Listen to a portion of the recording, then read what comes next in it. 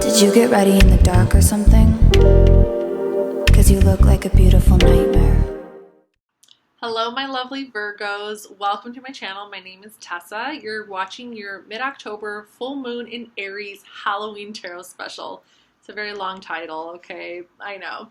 But it's all very significant to the reading that we're going to be doing for you today. And I pulled out your major arcana card, the Hermit, so you are the Virgo, okay?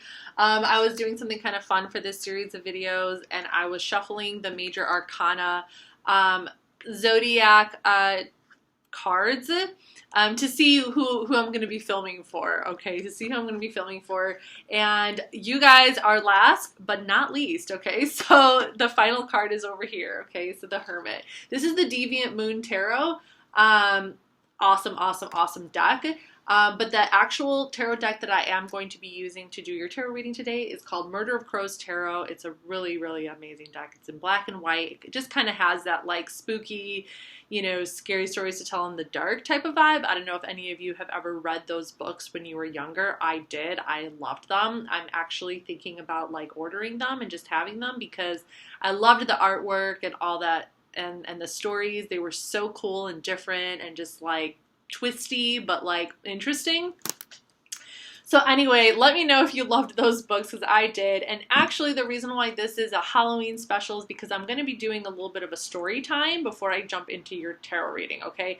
So for those of you who don't read or don't like to read, I don't know, hopefully you'll be able to follow along and just kind of like, you know, I know some people are a little like ADD and like, you know, it's kind of hard for them to like pay attention when somebody else is reading to them. Maybe some of you have some like really nice sentimental nostalgic memories of being read to as a child. And I just feel like, you know, I don't know, you know, that's definitely something that we can rebirth, you know, and just kind of like bring back to life in this day and age of like the internet and stuff like that, right? So I wanted to like do a little bit of reading, but it's not long at all. It's only 2 pages, okay? It's only 2 pages, so I'm sure you guys will love it, okay? So basically the reason why I decided to do this is because I have this book. It's called Moon Phase Astrology, and it breaks down all the different moon phases in all the different zodiac signs, okay? And it tells a little story about every single moon phase and every single zodiac sign. So they're all in here, okay? And there is a specific kind of energy that is attached, not only to a particular moon phase, but a particular moon phase in a particular zodiac sign, just like a planet in the first house is not the same thing as a planet in the second house. And, you know, Aries in the first house is not the same thing as Aries in this, you know, so forth and so forth, all those different equations and things like that, okay? So I wanted to read from the book that talks about the full moon in Aries, because the full moon in Aries is going to be October 19th, so it is happening just in a week. And the energy is going to, you know, take its effect. Like, of course, every single day of every single moon phase is going to affect us in some way as the moon cycle continues. But the full moon is pretty strong, powerful energy. So I just want to read from the book about what this particular full moon represents, because that is going to be the theme of our tarot reading, okay? So it's going to be a particular energy that you need to look with, that, you know, that you want to look at within yourself to see what it is you're kind of like, you know, what is on the horizon for you for the end of October, you know, up through Halloween, and what it is that, you know, you might need to fight, or what if you might have an internal demon or an external cause that you are needing to fight for. So that's kind of, you know, a little bit more vague, but generally the theme of today's video and today's reading, okay? The full moon in Aries is called the warrior's moon, okay? The warrior is you know, he believes in something. He fights for something, okay? And he fights for a certain cause. So the warrior's moon is going to be all about fighting for a certain cause. That could be personal. It could be an internal cause. It could be something that you're fighting for yourself, like to achieve something. It could be fighting for a particular situation, like maybe something with your partner. Maybe you're fighting your partner to get married. I don't know. You know, that's just something. Or some other kind of cause, some other external cause, you know, like fighting for, you know, the rights for something or some kind of injustice. Okay, so there's lots of different forms of fighting, and in the story, basically, it says you know, that before we can fight these types of external causes, sometimes we need to fight our own demons before we can even get to that point. So without further ado, I'm going to jump into the story. So I'm just going to go ahead and read it, because reading it directly from the book is just like, it's just like so much nicer. And I like to think that I have a good reading, you know, good reading abilities and good reading voice. So I guess we're going to find out. But there's a lot of really great information in here. If you want to learn about the full moon in Aries, it's called the Warrior's Moon. Just stay tuned and listen, okay? So the Warrior's Moon, the full moon in Aries. The full moon in Aries sees the daring adventurer become the full-blown warrior who fights in honor for a good cause. The warrior has come a long way from the brigand who could not believe or trust in anything. His adventuring has shown him a wider world, and while he has seen its many trials and sorrows, he has also met brave souls trying their best to make it better. He decides that he is ready to become one of those brave souls, and he devotes himself to training for that job. Training is the first part of the warrior's path, and thus the warrior's moon. Fighting effectively is more than just running into the battle in blind wrath. The first demons that need to be subdued are the ones inside. And this is the lesson that the warrior must learn before he can pick up a sword. There is the demon of laziness. It's easier to skip over those little details or to ignore ambivalent truths in favor of writ large, easy to understand, sweeping generalizations, or to stay in bed that extra hour instead of getting up and running. There is the demon of pettiness, which chisels away at honor with its bitter little voice, telling the warrior how much better he ought to be treated, or how he isn't really understood, or how he should not have to put up with all this hardship. There is the demon of impatience. I want to be on the front lines now. Never mind all this messing around with training and self-improvement. I'm sure that I could take the enemy now, no matter that he has 10 years more experience and twice the allies. And of course, there is the ever-present Mars, demon of wrath. This will be the hardest one of all for the Aries warrior to wrestle down, and it is his greatest weakness. But any warrior who can be goaded into rage can be herded blindly into a fatal trap. These, more than any more specific skill, are the lessons that the warrior needs pounded into his head. After the training, there is the battle. Here's where courage shows its flag. The warrior must choose his cause carefully because he needs to be able to believe in it no matter how badly things go. The courage of Aries is based in his ideals. If you can't believe that it is a worthy goal, the battle is lost before it is begun. After his first battle, the warrior learns a potent truth, that if you have utter faith in the goal, it doesn't matter if you don't have complete faith in yourself to be the one to achieve it. Faith in the goal will pull you past your self-doubt. On the warrior's moon, we fight for what we believe in. This is a lone battle, and it is especially effective if we are fighting with no approval from others, and perhaps even in spite of their disapproval. Although deliberately inducing disapproval is missing the point. Such battles need to be fought as if there is no audience, just the warrior and the enemy, and the innocents who must not be trampled, something that the warrior often forgets. The warrior's moon is also a time of grappling with the aforementioned demons and learning patience. It may be that the best use of this moon, if there are no external opportunities for fighting for a cause, is to choose one of those internal enemies to do battle with and dedicate the time to that lessening. People born under the warrior's moon need a cause that they can fight for with all of their heart. Remember that the moon is about emotions, and they must create room in their lives to make fighting for that cause into a spiritual quest. If they don't have a place to put their warrior energy, it will spurt out in aggressive, harmful ways that can ruin their relationships. If the rest of the chart is particularly introverted, that energy can turn inward and create health problems, nervous breakdowns, and nightmares. A warrior's moon person who frequently dreams about being besieged by enemies and losing dramatically should take this as a warning. You need to be fighting real battles in real life, either with your own internal demons or with external injustices, and preferably both. Warrior moon people also tend to be combative in their personal relationships, and ideally they choose a partner who they can consider a comrade in arms. Someone who can push back when they push forward, but always in a loving way. A partner who is bearing the brunt of their combative instinct needs to set good boundaries and redirect their warrior outward. There is plenty of injustice in the world that makes battles over the breakfast toast recede in importance. All right. So that was from the Moon Phase Astrology book. Okay, it's the Lunar Key to Your Destiny. Very, very cool stuff there, okay? So yeah, so October 19th, full moon in Aries, the warrior's moon, okay? So like what is that cause? What is that thing that you would fight for, that you would put so much faith into that it literally would take on a life of its own? And I really like that part in the book where it talks about like, you know, it has to be a fight that you would be willing to fight for, even if things go badly, because that means that even if things go badly, you will continue to fight for it. Okay, so I find that really interesting. So the question that we're going to be asking here, okay, and I do actually, before we get started in your tarot reading, I'm really, really sorry. I did drink a mojito out of a can, and now I'm just having these like hiccups / burps, you know, so excuse my my charming nature. Okay, so I just want to see which house it's transiting for you, okay?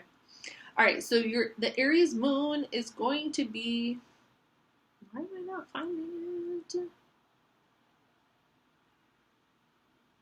Oh, there it is. Okay, so if you are a Virgo rising, now you can be a Virgo sun, moon, rising, and watch this video, okay? If you are a Virgo rising, the full moon in Aries is going to be in your 8th house on October 19th, okay? So this can definitely have an effect with your unconscious, okay? This could be something deep, deep, deep inside you. This could have to do with intimacy. It could have to do with like deeper partner relationships that could trigger you, okay? So I feel like maybe perhaps if you are a Virgo rising, and this is not going to resonate with everybody, but perhaps some of the things that do trigger you to fight for something, that thing could be triggered from your partner. It could be triggered by something very, very deep within you that takes place on an unconscious level, and you can't even really understand what it is. Like if you have like bursts of anger, or if you have certain outbursts that were perhaps triggered by somebody else, okay?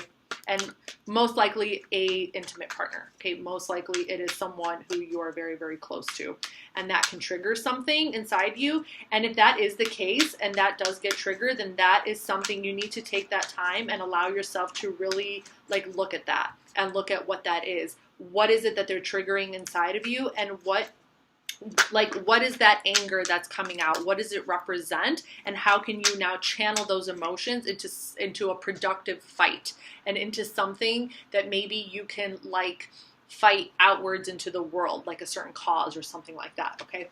But generally speaking, so we're going to get into the general reading. That's for Virgo risings, and it still might not resonate with you even if you are a Virgo rising. So now we're just going to get into the tarot reading about what you are needing to fight, Virgo. What is this battle that you are going to be facing at the end of October, okay? So for the first card, we have the 5 of Pentacles, okay? So I think that you have a very deep fear of like, I think you have like fears of just like literally just like being like not being worthy, not having this is Mercury, and Mercury is your ruler. This is Mercury in Taurus, okay? So there's something about not like fighting deeper feelings of like unworthiness, okay? Or fighting deeper feelings of like not being good enough. I know that Virgos are known to be very like perfectionistic or something, and I saw a very, very interesting video about the misconceptions of like Virgo signs, and like why it is, especially around this time of year, around the fall, like literally right after we just had Virgo season, why Virgo energy is so particularly fond of like accumulating that stability for themselves. So, as the winter season approaches, they, it's like this period of judgment, right after Virgo season, where it's like you feel like this is now the time where you're really going to show what you're made of, so that you can provide that stability, whether it's financial or it has to do with success or like home or family, so you can provide for this cold, for the cold season upon us, right? So you can provide for like the remainder of the year. There was a really interesting segment on YouTube. Somebody was talking about Virgo energy and like this like folkloric tale about the maiden and how the maiden is always you know, harvesting, you know, she wants to harvest her crops before it gets cold, before the snow takes it away, right? And that makes sense. So there's like this energy here where it's kind of like it's like you're fighting for your long-term survival, or it's like you're fighting for your ability to create warmth for other people. There's also something here about like value and self-worth, okay? Like, you know, being pinned down in the material realm. Okay, we have the King of Swords. This is Aquarius energy. And I am going to clarify, see how cool these cards are? Doesn't it remind you of those books? And I'm going to clarify all these cards with the Pagan Cat Tarot Mini. This is Aquarius energy. Okay, so this is very like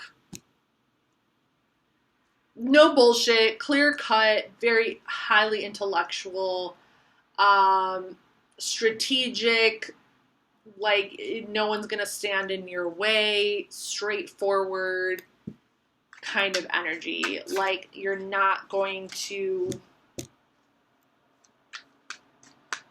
you want to set up your future. Now, this is really interesting. And I'm really looking forward to clarifying this with the tarot, with the pagan cats, because I really want to get into this story a little bit more and kind of see what's going on here, okay, Virgo? So this Five of Pentacles, this is...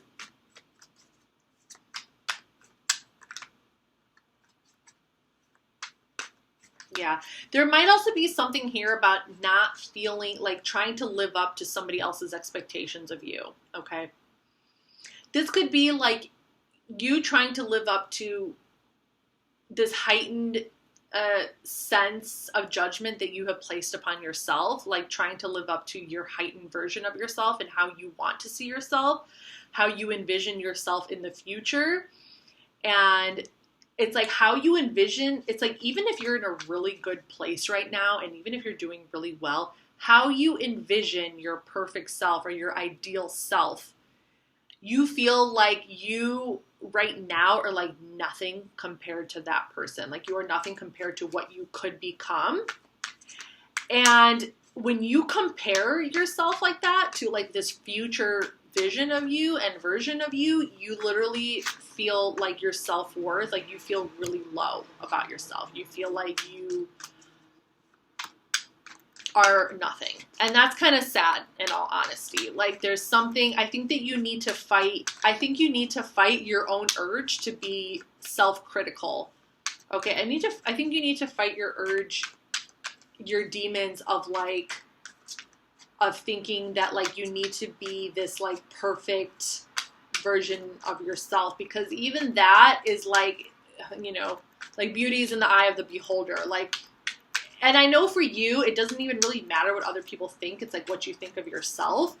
But I mean, do you truly, really want to be this like perfect person?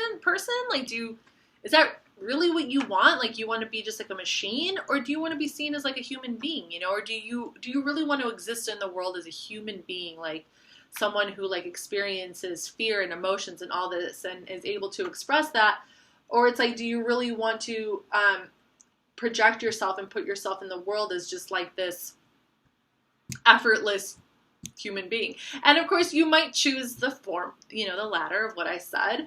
But we are talking about, you know, this is a message of truth, and we are talking about the demons that you're needing to fight. And a lot of the times those demons and those battles that we are needing to fight is literally hiding in our shadows. It's literally hiding in our shadows.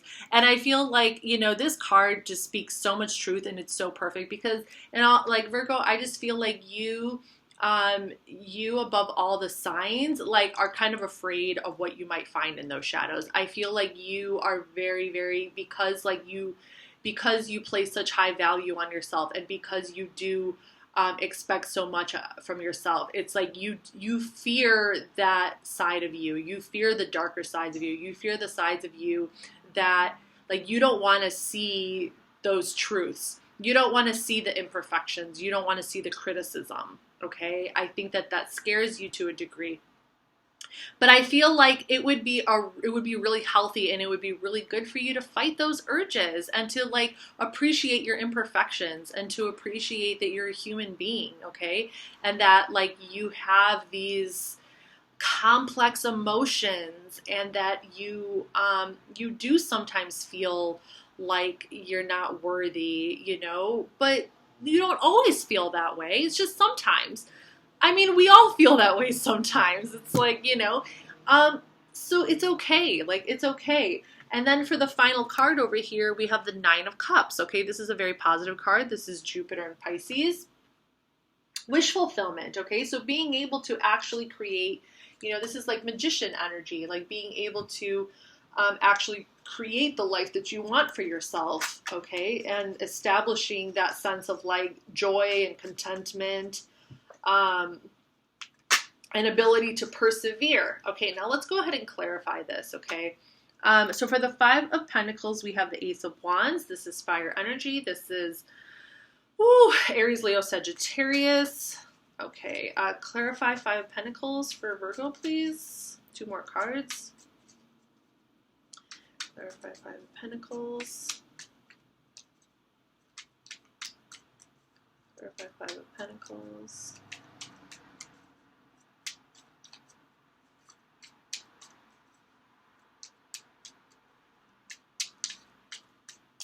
Okay, no. I thought that it wanted to come out, but then I realized that it was part of a whole other realm of occurrences going on there. Okay, and then we have the Two of Pentacles. That's Jupiter in Capricorn. This is crazy.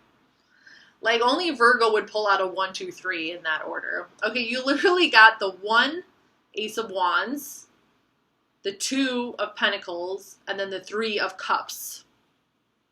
I wonder what that means. It means that you're progressing, okay? You are on the road to progress, and you don't have to expect anything else. You literally don't have to expect anything else from yourself aside from the fact that you know that you're on the road to progress and that you are evolving and that you are progressing, okay? Even if that means facing your worst fears, even if that means telling yourself in a certain moment, like, I feel like I'm not good enough and I'm not where I want to be. Even if you are like, have like the best job and this and this and this and that. Okay. Ace of Wands, 2 of Pentacles, 3 of Cups. Yeah, you're progressing, okay? You're climbing the ladder. You're climbing the ladder, you're progressing, and not are you only climbing the ladder in your work or whatever it is that you're doing or being able to make things better for yourself. You're climbing the ladder of your own spiritual evolution. Just being here, just watching this video, you're climbing the ladder of your spiritual evolution so that you can be more in tune with all the different energies inside you, the different elements, fire, earth, air, water, with the people that are around you. So you can also, like, you know, move with the people around you and flow and just kind of like embrace the changes and the evolution and the progress. Okay, that's exactly what I'm seeing over here, okay? So it's like, don't, you know, be like, fight the urge to be so critical about yourself, okay? Okay, let's clarify the King of Swords. Okay, I mean, you're working hard, you're going out with friends, you're taking passionate new beginnings, like, you have fire, earth, water, air, like you're good, Virgo. I don't know, like maybe you think that there's always something missing. I don't know. Okay, so clarifying the King of Swords, you have the 10 of Swords, okay. Mars, or I'm sorry, no, the Sun in, okay, we have another one. This is, okay, so 10 of Swords, Sun in Gemini, and then we have the 8 of Pentacles. This is your energy. This is the Sun in Virgo. One more card for the King of Swords. Okay. So I'm getting this sense that Nine of Wands, Moon in Sagittarius, I'm getting this sense that like you feel like once you reach this like future version of yourself, or like where it is that you really want to be with this like King of Swords, and like this, you know, in this higher place of intellect, and just like, you know, this really, really, really just hyper intellectual and future oriented and progress oriented frame of mind, where you're going to be working really, really hard. I almost feel like I want you to question if that's really what you want, because if you want to be in that state of mind all the time, because it looks like in order to get to that particular place in your life, you're gonna be, you might have to backstab some people, okay? Like there could be some very, I don't know, there's some kind of, there's an interesting energy going on here where it's like, or maybe you got stabbed in the back, or maybe like on your path to evolution, you got very, very, very hurt by someone. Someone really, really hurt you. And that in turn made you work really hard. That in turn made you want to work really hard at your job. And, you know, you ended up becoming defensive maybe over your heart. And that's how you turned into this King of Swords energy. There's something here about like, when you feel hurt, or betrayed,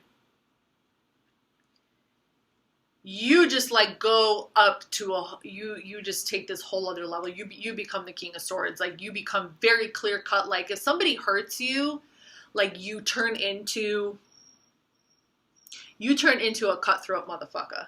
Okay. With that King of Swords right there. Like you turn into like the badasses of all the badasses. Like you become very focused. You become very clear in your communication. You're about to cut people out. You're about to cut like anybody who betrayed you or made you feel however. You become very progress oriented. You focus on your future like it's nobody's business. Okay, you focus on that end goal like it's nobody's business. Like you become a cold-hearted ass.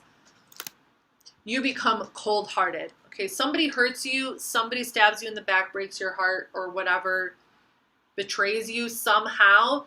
You become very cold. You become very focused on the details of your work. You turn into the greatest strength within you, which is the sun in Virgo, of like really looking at the details of your work and focusing in on that. But you're still hurt underneath because you didn't actually take the time to heal. So with that Nine of Wands over there, basically like you're still kind of struggling inside. You could be really great at your work. You could be doing super, super awesome at your work. You're figuring everything out. You're looking at the details. You're working really hard, but there's something inside you that's still kind of broken. Okay, so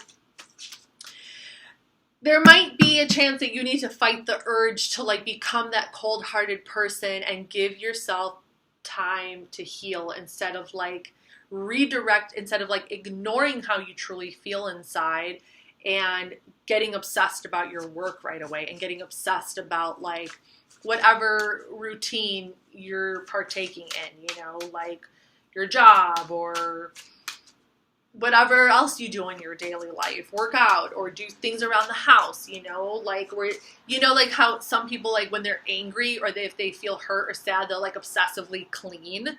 You know, I've done that. Okay. Like you become so obsessively involved in something else that you don't take the time to really be honest about your feelings and take the time to really to feel that hurt and feel that betrayal and accept it for what it is. Like, wow, I was betrayed. Wow, I was hurt. And right away, you just like go for the swords and you just start cutting people's heads off.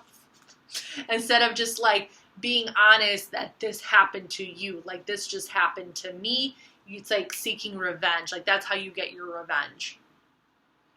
I can actually kind of resonate with this a little bit. And I don't have any prominent Virgo, but it's like I understand. It's like I understand that energy. I understand being in that energy where it's like you don't want to feel pain. You don't want to feel hurt. You don't want to feel anger. You don't want to feel these things. So then you channel it into something else. And that's not necessarily a bad thing. It's not necessarily bad to like use that energy in a productive way. But if you're not being honest about what you just experienced, if you're not being honest about what you truly feel and what you just went through, then you're not really evolving. You're like skipping steps in the evolutionary process. You're not actually integrating and evolving all the different sides and parts of you that is going to make you whole and is going to make you wise and is going to make you ultimately feel fulfilled in the end. I'm shuffling the Oracle of Souls because I just went on that rant and I didn't even clarify the final card, okay? Because I was just like feeling that so intensely.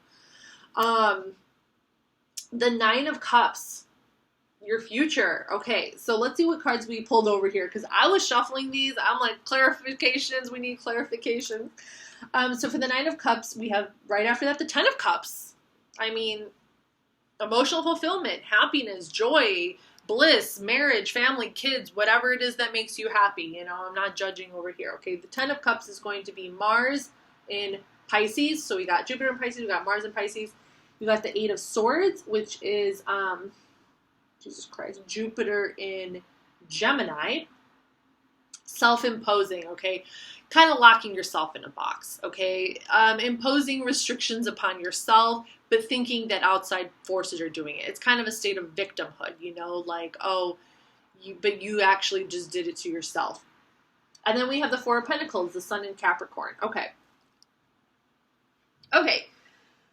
I mean, you want to go after your wish fulfillment. You have a certain wish fulfillment. You have a certain future that you see for yourself.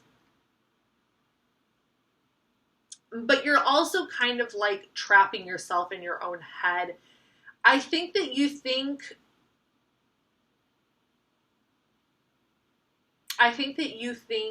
that you don't know if you're really going to be able to achieve that long-term happiness that you so desire. And as a defense mechanism and as a way to keep yourself secure and safe, you just like keep making more money and you just kind of like hoard your money, or you just kind of like hold on. You're holding on to certain parts of yourself that need to evolve. It's like you're not letting yourself completely evolve. You're being a little stubborn in reference to your energy. You're being a little stubborn in reference to like what it is that you desire. There's clearly, it might not be a relationship, whatever your end all be all happiness is, whether that is marriage,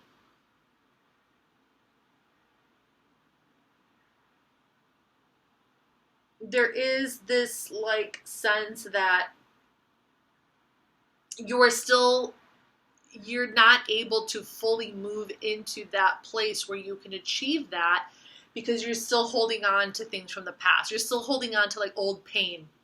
So if you're still holding on to old pain, then you're putting yourself in that box. You're doing it to yourself. Nobody else is doing it to you. Maybe in the situation that you were in the past, while you were in the situation, and in the moment that this person inflicted this pain upon you, it was coming from an outside force. But if you moved away from that situation and it's now a year from now or 2 months from now or whatever, it doesn't matter. And if you have removed yourself from that situation, but you are still holding on to the pain, that's self-inflicted. That's Eight of Swords. That is Eight of Swords energy. That is Jupiter in Gemini. That is you creating, you're recreating in your mind this past situation or this pain, and that in turn imagination is creating the feelings in you, and it's keeping you kind of stuck, and it's keeping you like holding on to that energy. Okay. And then you're just going to continue the same cycle of just like channeling that energy in your work and in making money and in being a little bit cold-hearted, perhaps, instead of actually taking the time to be honest with yourself about what you're feeling, to heal it, so that you can allow yourself to open up to what it is you truly desire for the future, which is clearly the 10 of Cups and the 9 of Cups. You know, this is like good energy. This is like, you know, feel good energy. So yeah. All right.